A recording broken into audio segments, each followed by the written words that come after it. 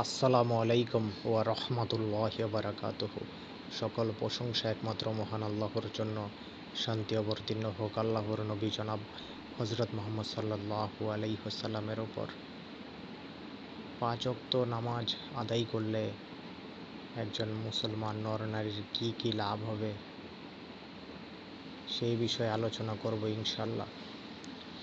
নবী করিম সাল্লাল্লাহু আলাইহি ওয়াসাল্লাম সাহাবীদের একদিন বলছেন, তোমাদের কারো বাড়ির সামনে একটি প্রবাহিত নহর নদী থাকলে সেখানে যদি কেউ 5 বার গোসল করে তার শরীরে কি কোনো রকম ময়লা থাকতে পারে?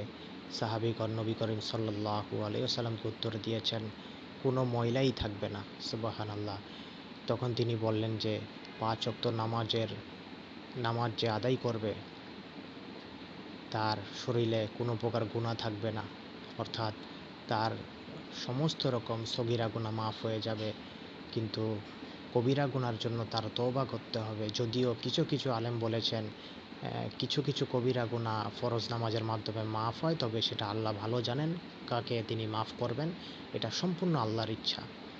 তো আমরা যদি আমাদের জীবনে কত ভুল হয়, অসংখ্য গুনাহ হয়, এগুলো যদি 5 ওয়াক্ত নামাজ অন্তত কমপক্ষে 17 রাকাত ফরজ নামাজ আদায় করলেও কিন্তু তার নামাজের হক আদায় হয়ে যাবে।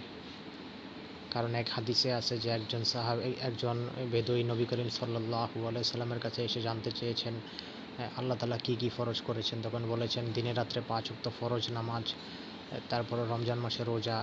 তখন বলছে যে আমি শুধু ফরজগুলো আদায় করব, এর বেশিও করব না, ফরজের বেশি করব না আর নফলও পড়ব না। তখন সে সাহাবীকে দিকে ইঙ্গিত করে নবী করিম সাল্লাল্লাহু আলাইহি সাল্লাম বলেছেন, সে যদি সত্য বলে সে সফলকাম হয়ে গেছে। সুবহানাল্লাহ।